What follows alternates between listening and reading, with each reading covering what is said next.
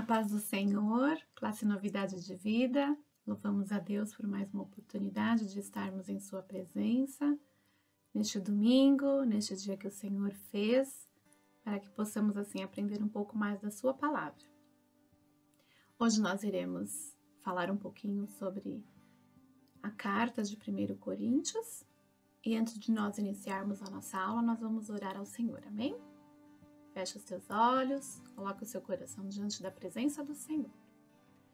Senhor, nós te louvamos, nós te agradecemos e te engrandecemos por mais um dia em tua presença, por este dia perfeito que tu fizeste, para que assim possamos ouvir a tua voz, render graças ao teu nome, louvar e exaltar a ti, que é, Senhor, o conhecedor da nossa vida, do nosso coração. É um Deus poderoso e tremendo que nos escolheste para a tua boa obra. Te agradecemos por cada um dos teus filhinhos que aqui estão, para ouvir a tua voz, para conhecer mais de ti, da tua palavra, para ter mais comunhão e estar mais perto de ti. Te louvamos pela tua igreja, te louvamos pela vida do nosso pastor, por toda a palavra em sua boca, por toda a direção e autoridade, Senhor, que tem pregado a tua palavra. Louvado e engrandecido seja o teu nome, nos ajuda neste dia. Nós já te agradecemos em nome de Jesus. Amém. Amém? Então hoje nós iremos falar um pouquinho sobre a primeira epístola do apóstolo Paulo aos Coríntios. Então nós vamos aqui um pouco recapitular, né? Vocês já estão fazendo a leitura, conforme o plano de leitura da nossa igreja. E vocês já leram então Mateus, Marcos, Lucas, João, Atos. Na semana passada nós tivemos uma aula ao vivo lá na nossa igreja, né, com todas as crianças e adolescentes, e tivemos uma aula sobre o livro de Romanos, né, a irmã Carol falou um pouquinho pra gente, foi uma grande bênção, né, conhecemos mais sobre a vida de Paulo, e hoje então nós vamos entrar no livro de 1 Coríntios, tá? É certo que muitas vezes o plano de leitura, ele não vai bater certinho com a aula que vai acontecer no domingo, tá? Então, aqui eu vou dar uma pincelada, né? Conversar um pouquinho sobre esse livro. E logo mais, vocês chegarão no livro de Coríntios, que eu sei que agora vocês estão no livro de Romanos. Bom, para a gente começar um pouquinho a conversar, né, sobre essa primeira epístola do apóstolo Paulo aos Coríntios, que nós chamamos de 1 Coríntios, o que é uma epístola? Né? É uma correspondência escrita a um ou mais destinatários, seja em caráter público ou privado. Em outras palavras, basicamente, uma epístola é uma carta. As epístolas escritas por Paulo são chamadas de epístolas paulinas e são chamadas também de epístolas da prisão, porque Paulo estava preso quando as escreveu. Então, muitas das cartas que Paulo escreveu foi no momento em que ele estava preso. O autor da carta de Coríntios foi Paulo, né? Então, ali uma imagem exemplificando um pouquinho, né, de como eram essas possíveis cartas da época, né? Que há muito tempo atrás foram escritas e hoje nós podemos ler e elas são tão atuais. Bom, o versículo-chave da nossa aula está em 1 Coríntios 15, 58, que diz assim: Portanto, meus amados irmãos, sede firmes e constantes, sempre abundantes na obra do Senhor, sabendo que o vosso trabalho não é vão no Senhor. Esse versículo é muito conhecido, né? E quem conheceu o pastor Antônio, muitas crianças aqui o conhecem, o conheceram. Eu, né, a minha vida inteira também convivi com esse pastor. E ele falava muito esse versículo, né? Todas as vezes ele dizia, portanto, meus amados irmãos, sede firmes e constantes. Então, é um versículo muito marcante para nós. E aí, falando um pouquinho, né, sobre ser firme, ser constante, o que diz lá no dicionário? Firme, do latim firmus, forte, estável, seguro, duradouro. Constante, que não sofre alteração, que não muda, que permanece sem igual, inalterável. E traz alguns exemplos, por exemplo, como o mar, né, que ele é sempre constante, uma chuva constante, o crescimento das árvores também é constante. Para a gente pensar um pouquinho, né, nessa firmeza que temos que ter no Senhor, né? A nossa fé, a nossa obra, ela tem que ser firme e constante. É maravilhoso nós vermos, né, vidas se convertendo ao Senhor. Mas muitas vezes, no decorrer da vida, das dificuldades, das lutas que surgem, as pessoas vão perdendo a visão, né? E esquecem daquele poderoso chamado, daquela poderosa conversão. E nós temos no exemplo de Paulo essa vida que sempre foi firme e constante.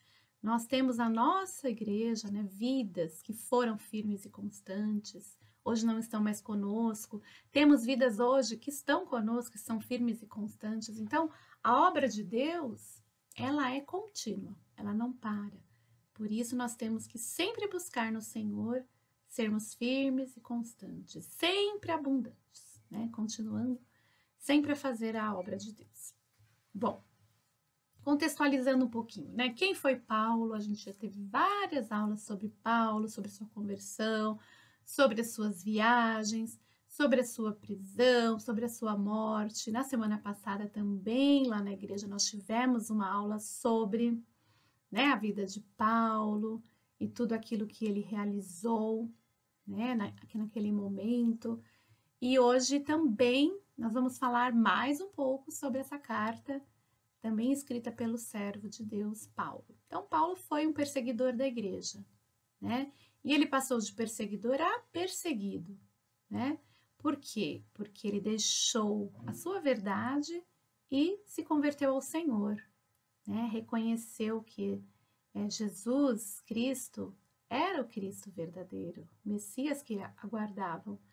E ele se entregou completamente. E a partir do momento que ele se entrega completamente, ele realiza essa obra constante e abundante, permanente na presença do Senhor. E padeceu muitas dificuldades, mas sempre foi muito firme em suas palavras. E hoje a gente vai conhecer um pouco quando que foi que Paulo escreveu, né, essa carta. Primeiro, assim, na sua segunda viagem missionária, né, que ele foi até Corinto, ele estabeleceu a igreja de Corinto, né, isso por volta do ano 50, 51 depois de Cristo. E a gente vai ver depois que ele permaneceu um longo período, não sei se vocês vão lembrar disso, mas ele permaneceu durante 1 ano e meio, 18 meses em Corinto, em sua segunda viagem missionária, pregando a palavra de Deus. E lá gerou muitos crentes. Ele pregou tanto a judeus como a gregos. E gerou muitos crentes em Cristo. E lá se formou então uma igreja. E aí nós vemos em Atos 18, de 9 a 11, a palavra de Deus nos diz assim: E disse o Senhor em visão a Paulo: Não temas, mas fala e não te cales, porque eu sou contigo, e ninguém lançará a mão de ti para te fazer mal, pois tenho muito povo nesta cidade. E ficou ali 1 ano e 6 meses, ensinando entre eles a palavra de Deus. Então ele ficou um período longo, estabeleceu ali aqueles novos convertidos, né? Aquela igreja que se iniciava naquele lugar. E após esse período que ele ficou ali pregando, ele partiu de Corinto, né? E foi depois para Éfeso, também em outra viagem missionária.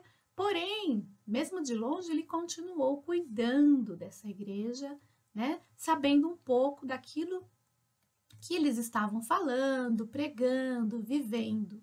Porque se a gente olhar nos livros, né, em cada uma das cartas ali, a gente percebe um cuidado muito grande. Nas viagens missionárias, Paulo foi disseminando a palavra de Deus, ele foi evangelizando muitas vidas, mas quando ele se retirava de lá, muitas vezes ele tinha o costume de retornar àqueles locais ou então de encaminhar essas cartas, né? Para justamente ir apacentando, ir colocando em ordem a casa de Deus, conforme as vidas que ali estavam lhe comunicavam. Então, Corinto, vamos saber um pouquinho dessa cidade aí, de Corinto, né? Na época de Paulo, era a capital da província romana de Acaia, que abrangia a maior parte da antiga Grécia. Também era considerado um centro de comércio rico. Então, assim, a cidade de Corinto atraía pessoas de todo o Império Romano. E vocês sabem que o Império Romano, como foi falado, né, na semana passada, era uma potência muito grande. A adoração de ídolos também dominava, né, a cultura religiosa de Corinto e havia vários templos e santuários por toda a cidade. Então, além, né, dessa questão dessa cidade ser considerada um polo muito rico, né, em relação a comércio, também tinha uma predominância muito grande da idolatria, né? Então eles adoravam deuses, né? A gente vai ver um pouquinho para frente, né, quais eram esses deuses. Bom, o que aconteceu? Né? Como a gente está falando aqui, Paulo recebeu notícias sobre alguns problemas que estavam acontecendo na igreja de Corinto. E também algumas perguntas sobre uma verdadeira conduta cristã, porque estavam acontecendo algumas divergências. Aí lá em 1 Coríntios diz assim, 1 Coríntios 1:11, porque a respeito de vós, irmãos meus, me foi comunicado pelos da família de Cloé que há contendas entre vós. Então, a gente vê o seguinte, né?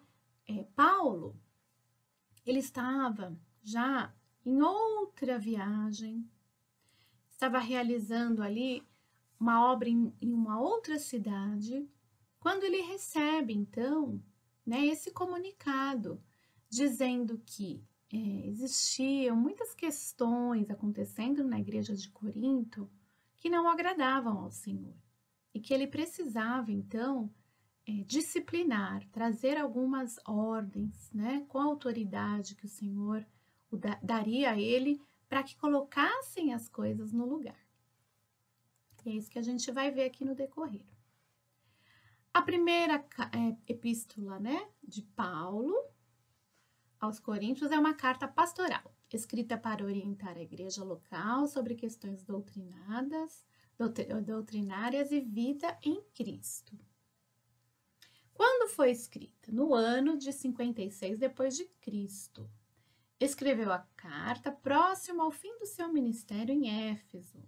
Isso está lá em Atos 20:31. Portanto, vigiai, lembrando-vos de que durante 3 anos não cessei noite e dia de admoestar com lágrimas a cada um de vós. Isso Paulo falando sobre os coríntios. O que acontece? Né? Ele escreveu essa carta no ano de 56 depois de Cristo e essa igreja foi fundada em torno do ano 50, 51 depois de Cristo. Então, no período aí desses 4, 5 anos, foi ocorrendo algumas questões, né, problemáticas em relação ao comportamento desses novos cristãos. Onde foi escrita? No fim dos 3 anos de Paulo em Éfeso. Está lá em 1 Coríntios 16, de 5 a 8. Então, diz assim: e bem pode ser que fique convosco e passe também o inverno, para que me acompanheis aonde quer que eu for. Porque não vos quero agora ver de passagem, mas espero ficar convosco algum tempo, se o Senhor o permitir. Ficarei, porém, em Éfeso até o Pentecostes. Então, aqui, 1 Coríntios 16, é a finalização da carta. Então, ele vai fazendo as despedidas e já vai falando um pouquinho dos planos dele em relação a ir visitar esses irmãos na igreja de Corinto. E queria ficar um período lá, mas ao final ele diz: ficarei, porém, em Éfeso até o Pentecostes. Então, ele escreveu essa carta lá em Éfeso. Por que ela foi escrita? Então, a gente falou um pouquinho, né, nesse ambiente que estava essa igreja, né? Naquela época, os gregos eram conhecidos por sua idolatria, filosofia, cultura, intelectualidade. Corinto era uma cidade importante, controlava parte das navegações, né? A gente falou dessa cidade como um centro ali de um comércio, né? Então, muitas pessoas passavam por ali, né? Também existia essa questão da idolatria, muito séria. A gente vê a deusa Afrodite, né? Deusa do amor, influência em alguns convertidos na época também. Então, existia culto, né, a essas deusas. Aí a gente vê essa deusa Afrodite E aqueles novos convertidos, né, estavam trazendo um pouco daquela cultura da idolatria para dentro da igreja. Então, isso estava causando, né, um certo espanto, né, nesses convertidos, uma certa confusão. E precisava realmente que Paulo escrevesse para trazer essa doutrina, né, daquilo que Deus queria para a sua igreja. Podemos observar um panorama da igreja do século I, de divisões na igreja, também o papel do homem e da mulher, a disciplina da igreja, uso adequado dos dons espirituais, falar em línguas, entre outros assuntos que vemos hoje na igreja moderna. Né? Então, muitas vezes, eu vou ler a carta de 1 Coríntios, escrito lá no século I. Parece algo tão distante, mas não é. Muitos dos problemas ali colocados, né, daquela época que Paulo estava então doutrinando aqueles novos convertidos, acontecem hoje, né, no século XXI. Então, essa carta e a palavra de Deus, nós podemos dizer que ela é atemporal, né? Todo momento que a gente lê, ela fala conosco e ela é muito atual. Isso é maravilhoso de ver, porque quem opera, né, nessa palavra de Deus é o Espírito Santo de Deus. Por isso que ela nunca é desatualizada, mas ela está sempre atualizada com o momento que nós estamos vivendo. O conteúdo. Então, eu dividi aqui mais ou menos em 5 blocos, não vou falar, né, especificamente de cada um deles, né, porque são muitos assuntos, são muitos detalhes, e de fato nós precisamos aqui fazer um panorama geral, né, para que vocês compreendam da importância dessa carta lá no passado e hoje aqui também. Então, alguns dos conteúdos, né? Correção das desordens sociais e morais, autoridade apostólica, ordem na igreja, a ressurreição de Cristo e, na conclusão, que ele faz as despedidas, saudações e fala um pouco dos seus projetos de visitar os irmãos da igreja de Corinto. Então, essa primeira epístola, né, foi dividida aqui nesses 5 blocos e que eu vou falar de alguns assuntos, né, hoje aqui para vocês, mas não vou me aprofundar em nenhum deles, tá bom? Então, como eu falei, né, um dos assuntos lá do capítulo 1 até o capítulo 8 fala sobre essa correção das desordens sociais e morais. Fala sobre a vocação dos santos, o ensino do Espírito Santo, a divisão entre os irmãos, a impureza da igreja de Corinto, respostas sobre o casamento. Depois, no capítulo 9, fala um pouco sobre a questão da autoridade apostólica, a liberdade e os direitos dos apóstolos.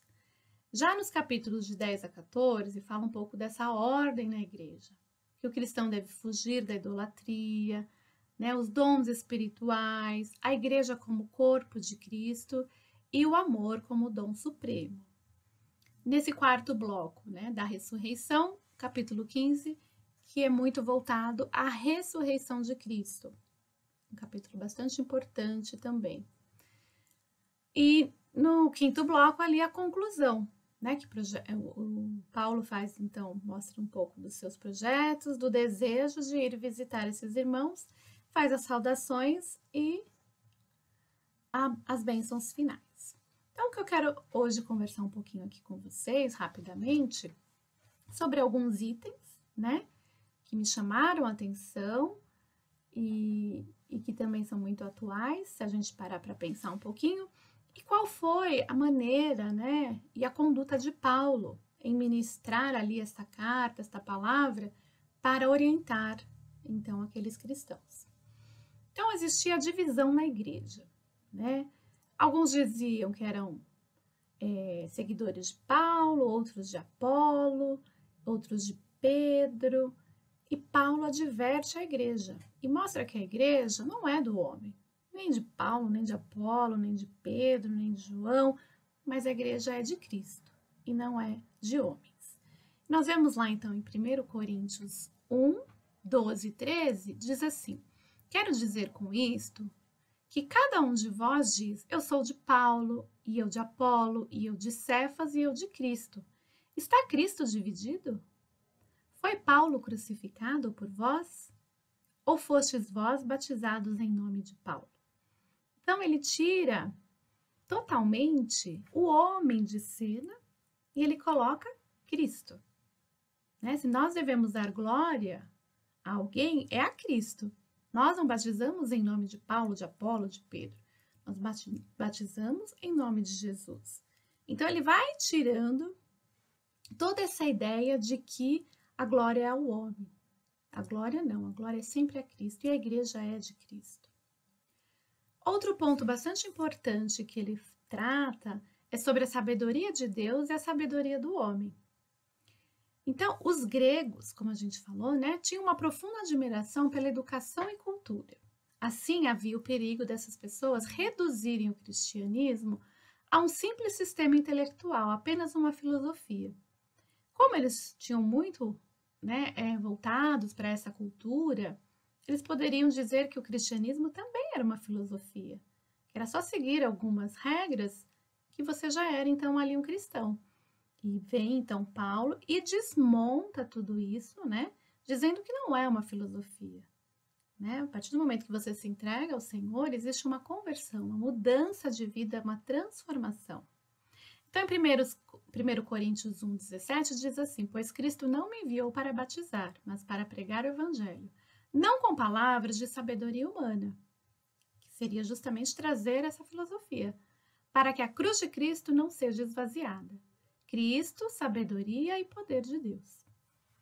Então, Paulo, né, quando vocês forem ali ler, né, ele vai disciplinando o povo com um rigor muito grande, porque estava existindo muita confusão, né?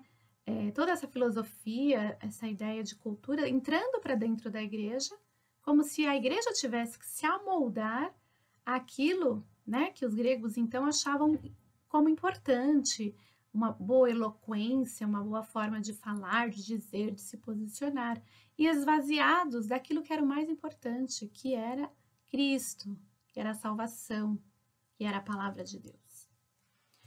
Um outro ponto também que eu quero considerar aqui com vocês é a obediência ao chamado de Deus.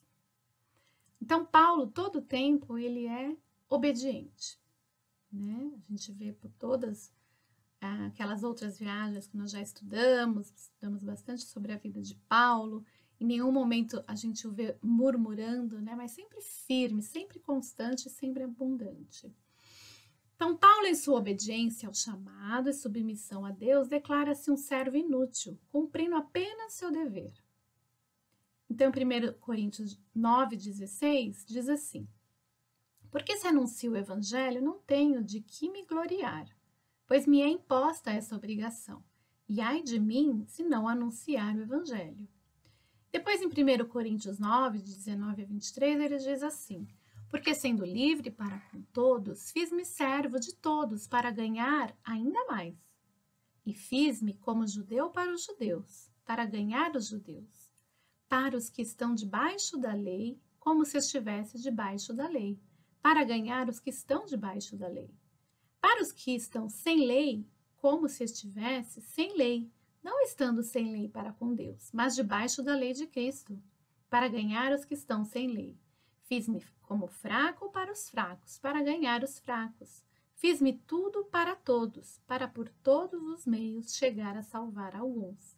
E eu faço isso por causa do Evangelho, para ser também participante dele. Maravilhoso isso que ele coloca, né? Então, ele vai dizendo que ele busca formas e meios de falar da palavra de Deus para que alguns ali se salvem. Né? Então, se faz fraco com os fracos, para ganhar os fracos. Fazendo-se ali judeu para os judeus, para ganhar os judeus. Isso é maravilhoso, né? Então, ele mostra essa humildade, não existe soberba, não existe arrogância na vida dele, né? Ele simplesmente quer ser um vaso, simplesmente quer ser um instrumento, levar a palavra de Deus. Não importa onde, não importa quem. Ele só quer ser um servo. E outro ponto que eu acho bastante importante, né, que está lá em 1 Coríntios 3, que trata sobre sermos cooperadores de Deus, né? Então, nos vermos como esse servo obediente, apenas como cooperadores de Deus. Nada mais do que isso. Não precisamos de posição. Precisamos cooperar. Estamos cooperando com a obra de Deus? Então ele diz assim: pois quem é Paulo e quem é Apolo, senão ministros pelos quais crestes e conforme o que o Senhor deu a cada um? Eu plantei, Apolo regou, mas Deus deu o crescimento. Por isso, nem o que planta é alguma coisa, nem o que rega, mas Deus que dá o crescimento. Ora, o que planta e o que rega são um, mas cada um receberá o seu galardão segundo o seu trabalho, porque nós somos cooperadores de Deus. Vós sois lavoura de Deus e edifício de Deus. Segundo a graça de Deus que me foi dada, pus eu, como sábio arquiteto, o fundamento, e outro edifica sobre ele. Mas veja cada um como edifica sobre ele. Porque ninguém pode pôr outro fundamento além do que já está posto, o qual é Jesus Cristo. Então, novamente, Paulo sai de cena, tira todos os homens que pregam a palavra de Deus de cena e traz o Senhor Jesus, né? Então, Paulo foi importante, ele foi importante, um plantou, outro regou, mas o mais importante é Deus nessa história, que é ele quem dá o crescimento. E mais, né? Ele traz o quê? Que ele coloca um fundamento, que é Jesus, né? Mas cada um olhe como está edificando sobre esse fundamento. E não existe outro fundamento senão Jesus Cristo. Então é maravilhoso ver, mais uma vez, o quanto ele se coloca enquanto servo, né? Que não existe nomes, né? Não existe posições, mas existe o desejo que vidas sejam salvas, que a obra de Deus cresça, né? E aí nós vemos, então, mais um ponto, né, que eu considero extremamente importante, que é esse crescimento espiritual, né? E só há crescimento espiritual através da palavra de Deus. Por quê? Qual dos homens sabe as coisas do homem, senão o Espírito do homem, que nele está? Assim também ninguém sabe as coisas de Deus, senão o Espírito de Deus. Isso está lá em 1 Coríntios 2, de 11 a 13. Sem conhecimento da palavra de Deus, não há crescimento espiritual. A palavra de Deus. Cristo é a palavra de Deus. Então, nós, para crescermos diante de Deus, nós precisamos nos alimentar da palavra de Deus, não é? Nós, para crescermos e ficarmos fortes, nós precisamos todo dia também tomar o café da manhã, fazer uma boa refeição na hora do almoço, comer o jantar, precisamos nos alimentar. Porque senão nós ficamos também fraquinhos, né? Sem vitaminas, da mesma forma com a palavra de Deus. Né? Se estivermos mais perto dessa palavra, mais espirituais nós teremos, e teremos um crescimento espiritual. Então, sem esse tempo dedicado ao conhecimento da palavra, não iremos crescer espiritualmente. Não existe outra forma de crescermos espiritualmente sem termos essa palavra na nossa vida. E aí nós teremos o quê? Esses olhos humanos para ver somente o homem que prega e não Deus através desse homem que fala, que exorta. Nós veremos também um louvor que é humano, que é do homem. Não veremos o poder do Espírito Santo na vida desses homens e mulheres que tocam, que louvam. Mais cheios da palavra de Deus, somos mais cheios do seu Espírito. E cheios do Espírito, nossos olhos e mentes são espirituais. Não haverá divisão, como a gente vê lá em 1 Coríntios, cada um querendo dizer de quem é, de quem não é. Não haverá competição, não haverá rivalidade e nem pecado, se a palavra de Deus é o fundamento. Então, qual é o fundamento da sua vida? Né?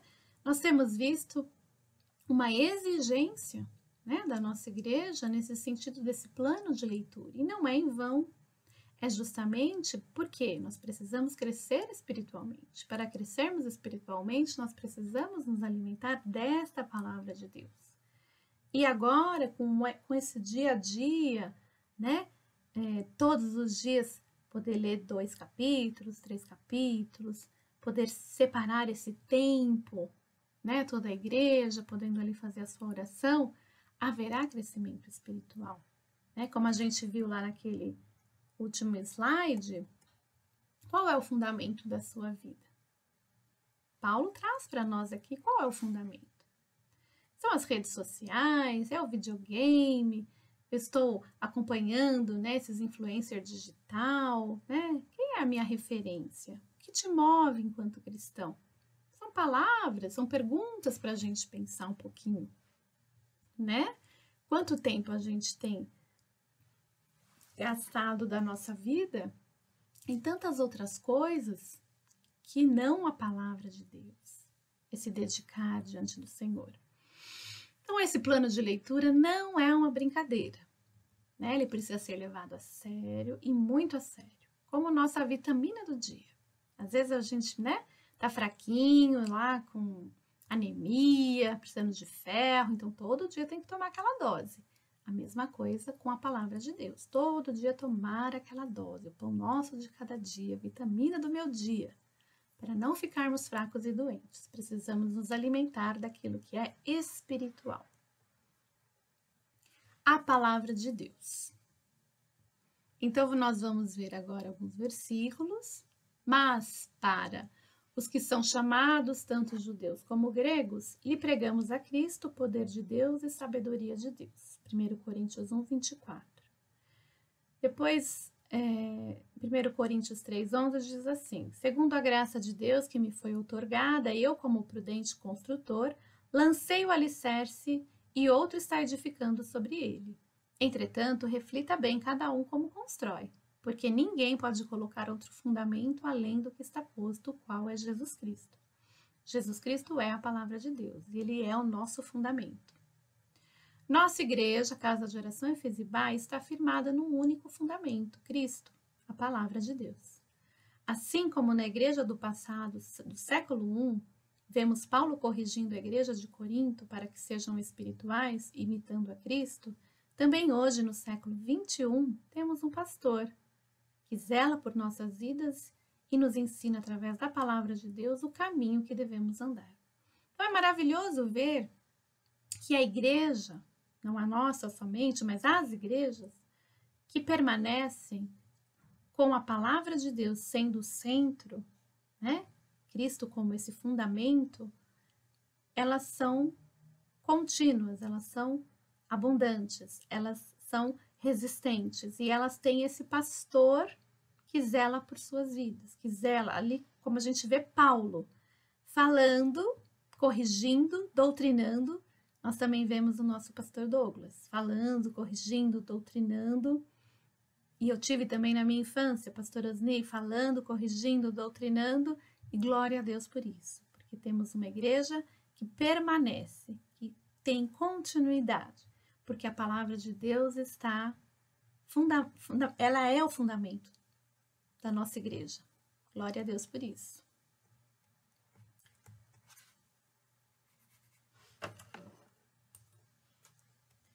Então, voltando lá ao nosso versículo-chave, para a gente finalizar: portanto, meus amados irmãos, sede firmes e constantes, sempre abundantes na obra do Senhor, sabendo que o vosso trabalho não é vão no Senhor. 1 Coríntios 15, 58. E a gente viu firme, forte, estável, seguro, constante, que não sofre alteração, que não muda, que permanece sem igual, inalterável. Que a nossa fé seja assim, constante, abundante, inalterável, que sejamos essas vidas valorosas, crentes firmes no Senhor e que façam realmente uma carreira longa e duradoura em sua presença. Amém? Aqui então a nossa bibliografia daquilo que nós então usamos. Eu gostaria de encerrar fazendo uma oração. Que essa palavra esteja em sua vida, que você ame a palavra de Deus e que, como disse o pastor Douglas na última pregação, né? Você quer conhecer a Deus? Leia a palavra de Deus. Você quer conhecer as promessas do Senhor? Estão todas na palavra de Deus. Por isso, ame a palavra de Deus, que ela seja o fundamento da sua vida, para que assim você tenha uma vida próspera e feliz diante de Deus. Amém? Vamos orar então? Santo Deus e Pai, nós te louvamos, nós te bendizemos por mais esse momento diante da tua presença, Senhor. Que esta palavra fale aos corações dos teus filhos, que ela faça morada, Senhor, e possa assim frutificar, ó Deus, diante da tua presença. Ó Deus, como teu servo Paulo assim mencionou, ó Deus, somos apenas vasos, instrumentos nas tuas mãos, para levarmos o evangelho, para sermos vasos úteis, vidas úteis diante da tua presença. Cada um dos teus filhinhos, das tuas filhinhas, desejem esta palavra, desejem, Senhor, este entendimento e desejem, Senhor, crescer espiritualmente diante da tua presença. Louvado e agradecido seja o teu nome pela nossa igreja, pela palavra ministrada, pela direção, pelo poder, pela sabedoria, Senhor, até os dias de hoje. Eu te louvo, Pai, porque sou fruto deste trabalho, deste evangelho firme, constante, ó Deus, e abundante na minha vida, na minha casa, Senhor. Louvado seja o teu nome. Te agradecemos e te louvamos por tudo, em nome de Jesus. Amém. Amém? Que o Senhor abençoe a vida de vocês poderosamente. Até uma próxima. Paz do Senhor.